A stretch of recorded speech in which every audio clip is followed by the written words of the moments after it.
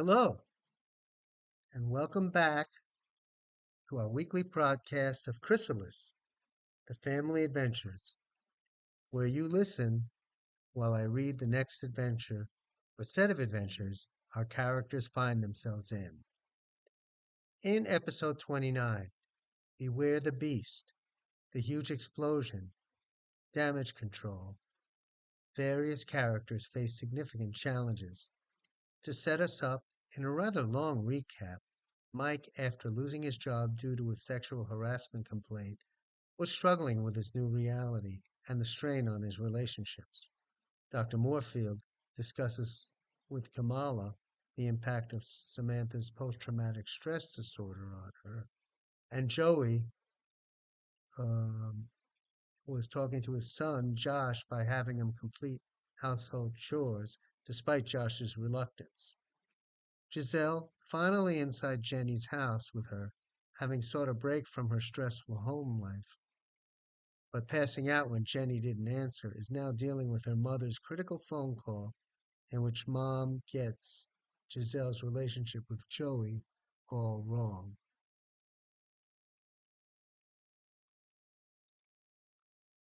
Giselle, finally inside Jenny's house with her,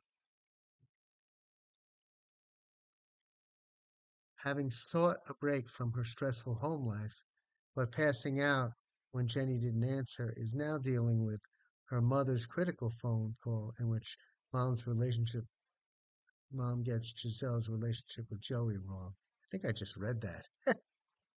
Dr. Morfield and Kamala visit Samantha in her room, where Samantha already feels betrayed by their time together, leaving her alone, and expresses her anger, provoking Kamala's own anger.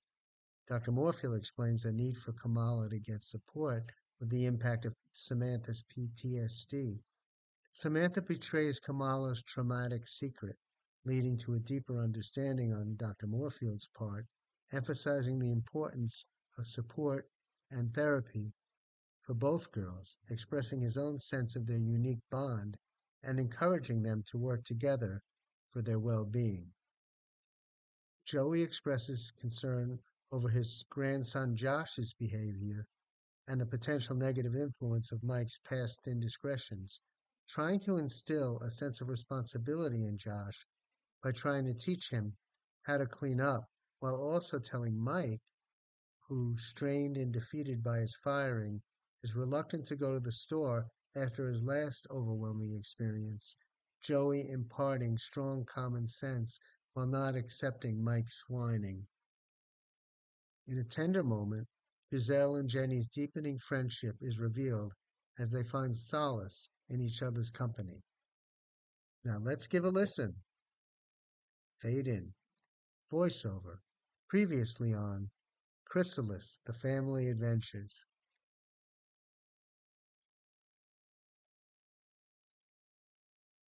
Internal. UC Irvine, Dean's office, day. Dean Watkins is sitting at his desk across from Mike. Dean Watkins. A complaint was filed against you for sexual harassment. Cut to Mike. You're letting me go, aren't you? Dean Watkins. Unfortunately, Mike, yes. Internal. The hospital room. Hospital patient room. Day. Dr. Morfield is sitting with Kamala. Dr. Morfield. Serious concern. Kamala. Samantha has a lot of serious issues going on. Cut to, she's got post traumatic stress on top of everything. It's going to be there in your face whether you're ready for it or not. Cut to, internal, the house, living room, day. Joey. What do you mean you lost everything? Mike. School was very harsh with me.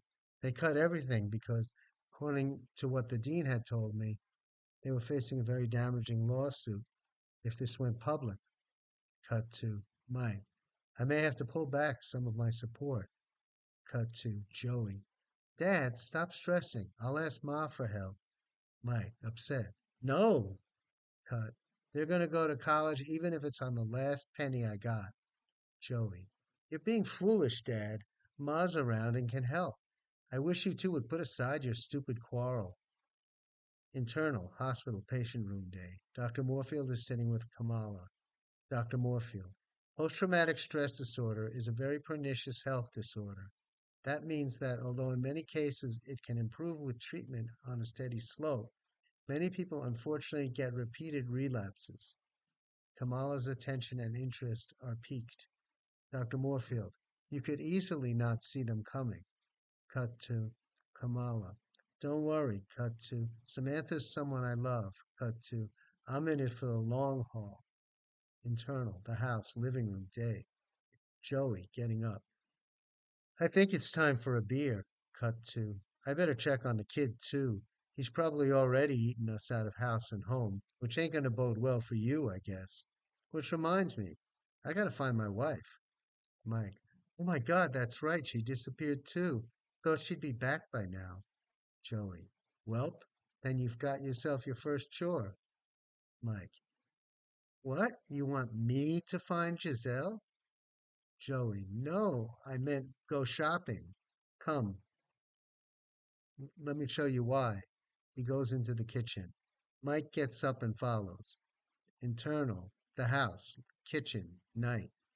The two men enter and discover Josh with two empty bags of cookies, three empty soda bottles, and Josh feeling caught with his mouth obviously full and stained with chocolate.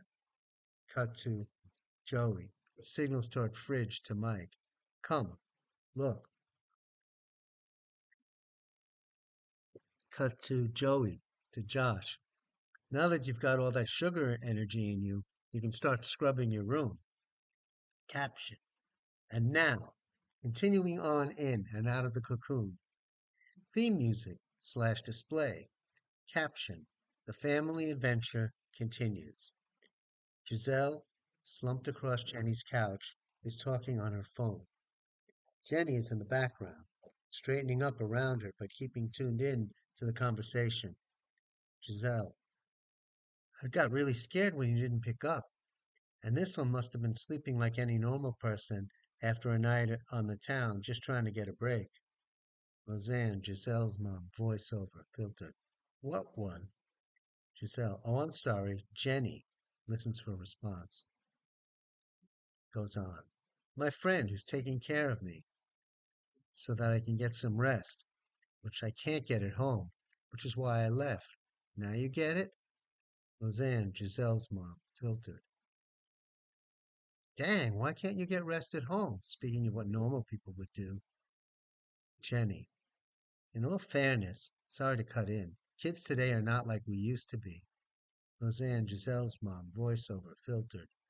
Oh, so you think you were easier to raise? You try pacifying a kid with no cell phone to get lost in. You guys have a breeze compared to what we had. Giselle. Okay, Ma.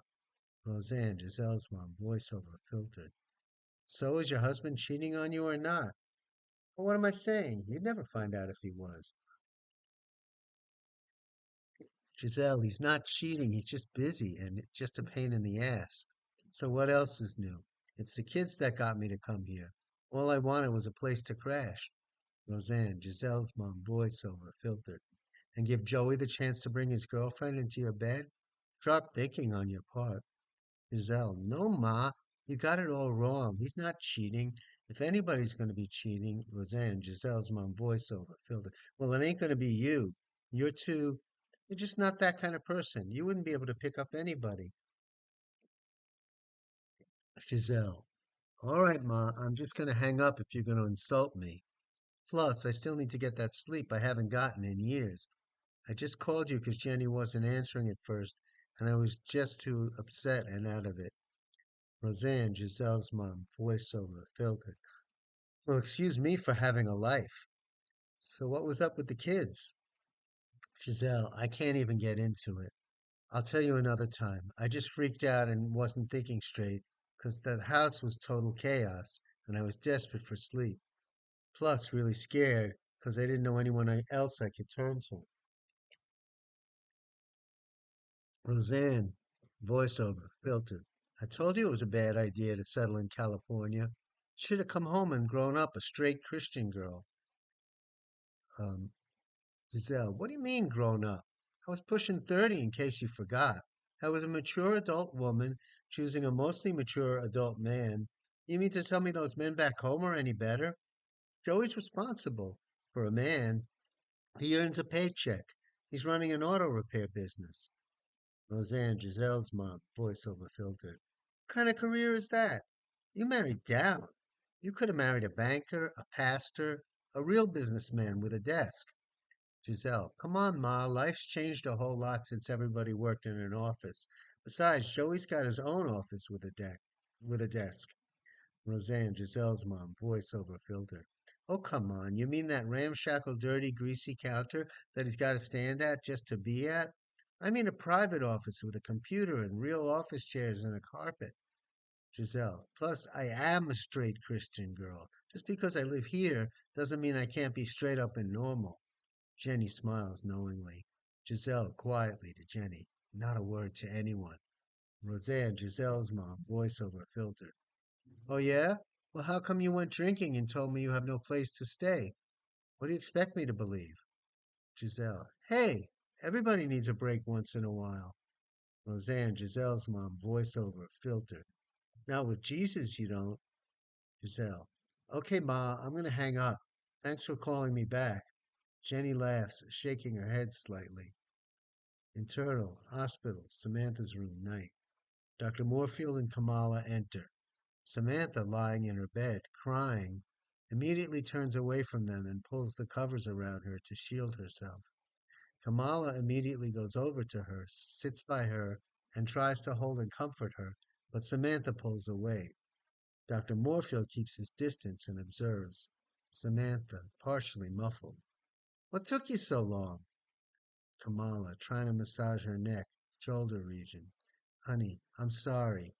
Samantha pushes her arm off her and tries to curl up even more out of sight of them.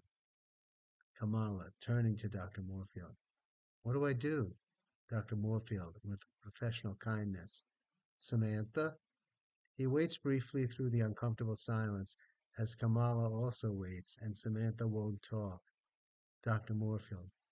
Is it okay if we talk? Samantha suddenly. What took you so long? What are you trying to keep a secret from me? What are you plotting against me? Dr. Morfield. No, Samantha. That's not what. Samantha. Why'd you leave me so long? You know you were my only two friends? Kamala. Of course we are, honey. We did it to help you. Samantha. No, you didn't. I don't need that kind of help. Why'd you go away and talk behind my back? You think you're smarter than dumb me. I know that's what you're thinking. You're plotting something against me, I know. Kamala. No, it's not like that at all. Dr. Morfield, let her finish. Samantha. Well, guess what? Plan derailed. I'm not letting either of you touch me. I'm going to be on my own from now on. And tell your stupid nurses to keep their hands off me, too. To Dr. Morfield, then back to both. And you try to placate me. I know that's just a ruse. I'm done with you and your psychology, and I'm done with your Black Lives Matter. What about my life? Suddenly my life doesn't matter? It's like the popular girls at school all over again. I don't need this. I could get this being ignored and shoved aside at home. Kamala looks upset and shows a flare of quiet anger. Dr. Morfield. Samantha. Samantha. Oh, I'm not finished yet. You can quit your mumbo jumbo psycho job, and I'm going straight now and find a real boyfriend, a white one with no baggage. Because of you, I had to go through this. I was trying to support you, and you turned on me. Dr. Morfield. Samantha, I needed to talk to Kamala, but not to plot. Kamala, no, this has gone too far. That's it. I don't need to take this. Samantha freezes with fear while Dr. Morfield puts his arm out to stop Kamala, looking at her knowingly. Samantha cries and sobs. Samantha. Oh no, I did it again. Dr. Morfield holds Samantha. She leans into him for comfort. Kamala, a little shock mixed into her anger, holds back, trying not to show emotion. Dr. Morfield. It's okay. You're free to say what you need to. Samantha. To Kamala. Are you going to leave me now? Kamala, with extreme difficulty. I don't know. I've been nothing but supportive, and you said some really hurtful things just now. I think maybe, Samantha. Well, more tears. It hurts when your two best friends, Dr. Morfield, slightly on edge, unusual for him. Wait a minute, Samantha. I needed to speak to Kamala. Kamala, maybe it wasn't such a good idea. Dr. Morfield, clearly upset. Hang on, let me finish. Samantha, your friend needs support too, and that doesn't mean we don't think any less of you. It was my idea and not hers. You have PTSD, and that affects the people around you. I needed to help her process this so incidents like just what's happening now don't cause her, or you for that matter, to have and act on emotions which could be unhelpful and even detrimental to both of you or either of you. And Kamala, what happened to you were in it for the long haul? Kamala, equivocal, angry, hesitating, breathing in and out. I'm honestly. The other two looked to her with anticipation. Kamala, don't look at me like that. I thought you said I need to get support for myself too, remember? Dr. Morfield. But I also said clearly and firmly that Samantha is not in a position right now to give that support. Kamala. So what are you telling me? Dr. Morfield. I'm telling you that you need to, around Samantha, you need to not say the first thing that comes to mind. But you also have to be honest with yourself about how you feel. You're in limbo. I know that staying in this relationship will demand a lot of your time, energy, and emotions. But you also told me that you were not going to give up on it. Samantha got mad because we went in the other room for a long time. You got to cut her slack there. But she also changed and softened as soon as she thought you were serious about leaving her. Samantha, I said I'm sorry. Kamala, no, actual, Dr. Morfield. No, you didn't say you're sorry, but you did feel remorseful, so for now that will do. In the future, we'll work on helping you navigate problems that come up in relationships, which is new ground for all teenagers, and also learning to communicate clearly so you don't have to get drawn into extreme emotions. Now, Kamala, our main goal is to help Samantha heal um, the best way possible, not spin around from this emotion to that. She's looking to you for support. Maybe you can't always give it the way she wants. And Samantha, I will help you do the work to process what goes on around you better and strengthen trust in the people who are important to you, including your parents. We'll work on helping you get stronger emotionally so you can be the source of your own support and even others, and not need to put this all on your girlfriend. The way things are now, it's not healthy for either of you. But you can change, and I will guide you carefully, step by step. Kamala, you do have a lot more on your plate that I suspect you've taken on, whether intentionally or not, way beyond what your capacity as a, or anyone's for that matter, as a human being. I strongly suggest you go into therapy because you do need it, especially as a teen growing up with adult sized problems. I'm sorry you can't face life in a way more appropriate to your age. I believe you two have something very special, and I hate to see Samantha all of a sudden. She was raped by her dad when she was 6. The whole mood of the room stops and shifts drastically. Dr. Morfield, is that the history you didn't want to tell me before? Kamala, upset at Samantha. Thanks a lot. I told you that in secret. Dr. Morfield, I'm so sorry you're carrying this, but it does help me understand a great deal more, even in terms of my helping Samantha process everything she's going through. But Samantha, you shouldn't betray someone's confidence, ever. But now that I know it, and please keep it confidential from now on, Samantha. It really helps, Samantha. I wasn't going to tell anyone else, Dr. Morfield. Kamala, this is important information that helps me understand better your thinking and how you process things. And it makes it all also really clear that you can't keep holding it together through life because you are. This always happens to me by this point of this.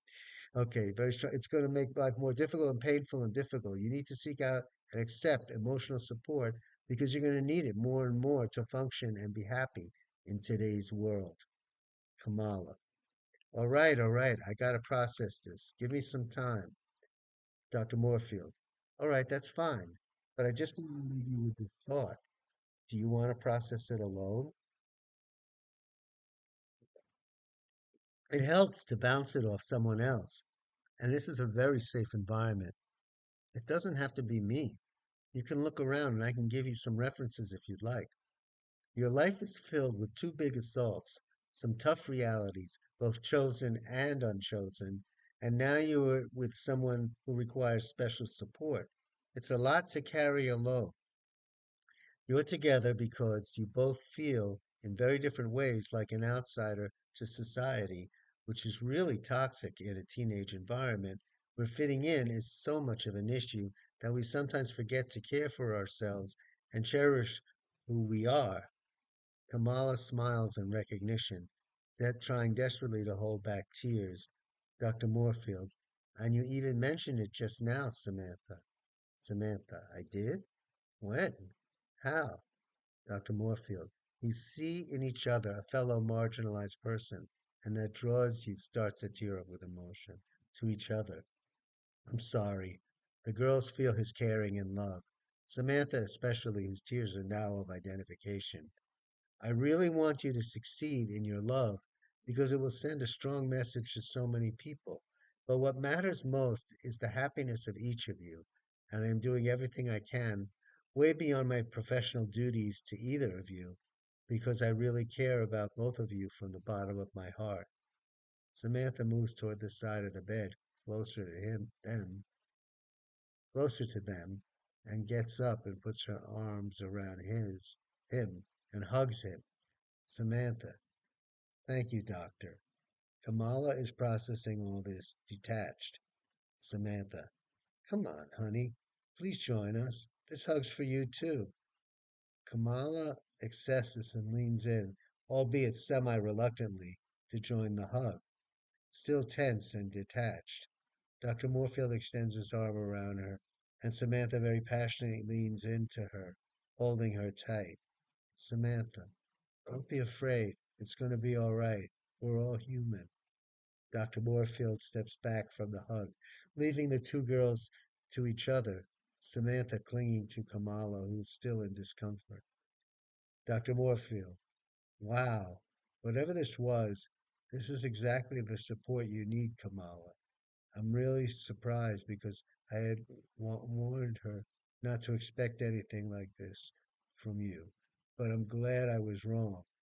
Samantha, that's because you really don't know me. Next time, check with me. Um, this seems to lighten and brighten up Kamala's disposition. In Turtle, the house, kitchen, night. Joey is handing Josh a broom, dustpan, and a mop. Joey, make sure you get it all up.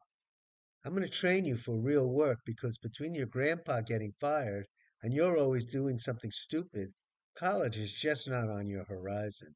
So you're Josh. I never said that. I'm very serious. I'm smart. I'm bright, and I'm going to make it happen. Joey. Oh, yeah? Josh. Just like made it happen with all those other things, which few other guys my age. Joey shakes head negatively. Well, then you can start by pushing a broom and a mop. Less talk, more work. Show me what you got. Josh takes the broom and partly feebly and sloppily, partly angrily and determined, pushes it across the floor, little dust visible. Joey. Could have taught you this years ago. Here, let me show you how to do it the right way. Josh. How do you even know there even is a right way? Joey, ignoring him, expertly moves the broom in small sweeps, resulting in a pile of dust, dirt, and other particles becoming visible in a small pile. Joey, you gotta first collect all the dust with small sweeps and then get it in the dustpan and then go back and do it again to make sure you don't miss any. Just drag it across the floor thinking that's going to do anything. Now you do it, Josh, with perturbation. I only got it started. Joey, what'd I just tell you? Take over from where I left off. Show me how good a listener you are. That's going to matter on any job, no matter what type of work, including even computers and brain stuff. You're going to have to learn how to do things by listening, making mistakes, and starting all over again. Um,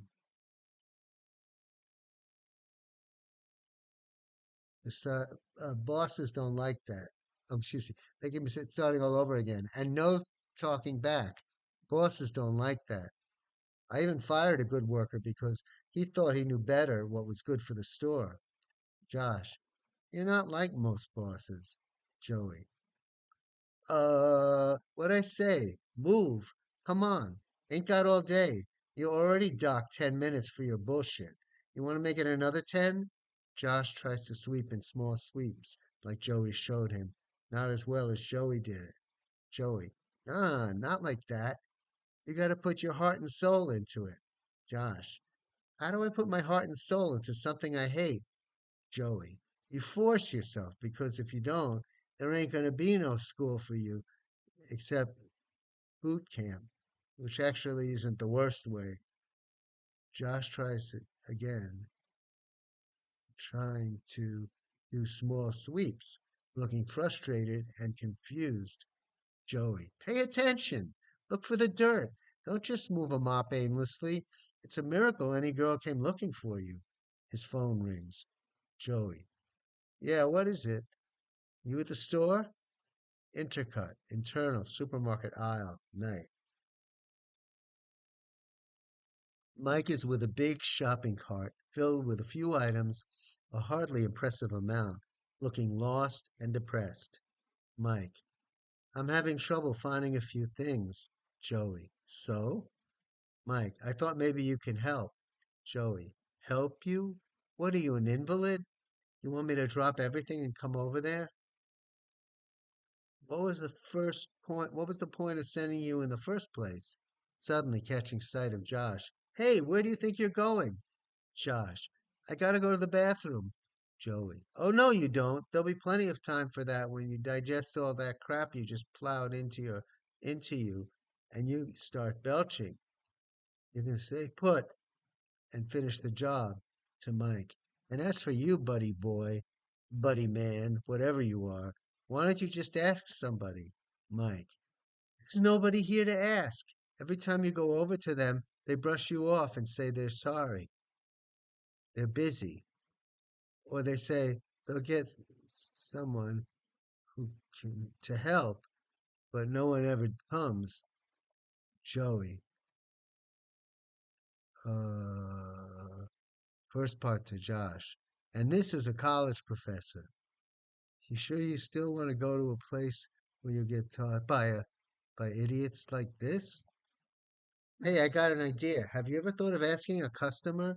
It's like I got two delinquents to manage. Mike, you don't have to be insulting. Josh, yeah, Pa. Joey, to Josh, you just keep sweeping. You're starting to get it.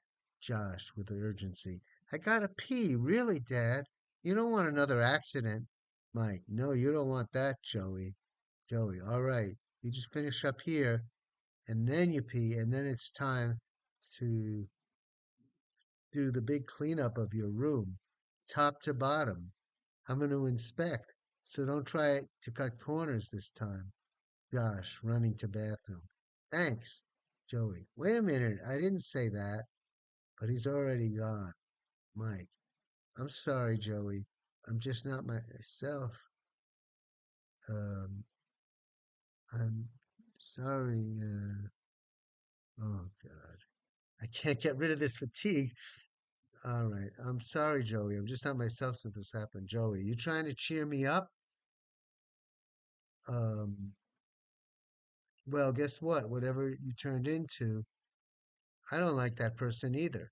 If you're going to help out, you got to be able to do simple common sense things like find a bunch of items on supermarket shelves. Mike, have you ever been to a supermarket lately? They've gotten so huge, it's like doing a marathon just getting from one end to the other looking for just one item. Joey, so you divide it by section meat, dairy, produce, frozen, and you write it down. Mike, Yeah, I just got this huge change of life thrust at me. I'm really not prepared to go back into life yet. I gotta go through the mourning period. Joey, over a frickin' job? Are you kidding me? And you say huge? Let me tell you something about huge. Huge is a little kid who lost his father, and he and his mother can't afford the rich house he knew as home, so they have to move all the way across the country where they have no idea how they'll get by, no friends, no nobody, just a grandfather who is already running a wayward house for the children of delinquent relatives. But they still manage somehow, and so will you. You want huge? What you got ain't huge at all. You're just feeling sorry for yourself. You got a family who loves you, and I just gave you a big chance to help us out in our time of need to make yourself useful. So don't mess it up now. Mike's phone rings. Fade out. Internal, the house kitchen. Solo, internal, supermarket night.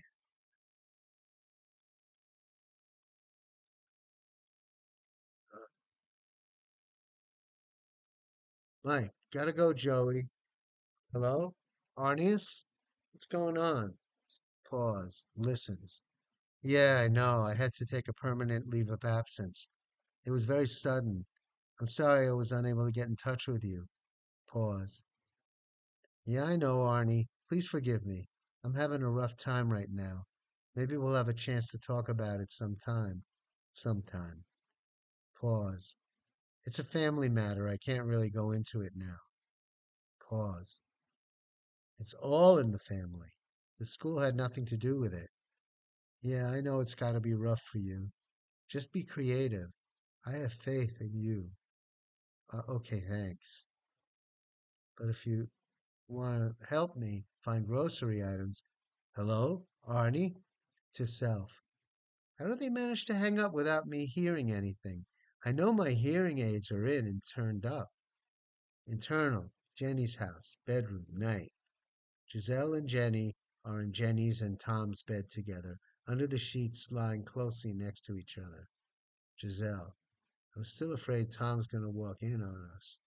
Jenny, well, after all the women I found in bed with him, it's my turn to find him a woman in bed with me for a change. Giselle, so I'm like your revenge sex, that's all. Jenny, yeah, that's a good way to put it.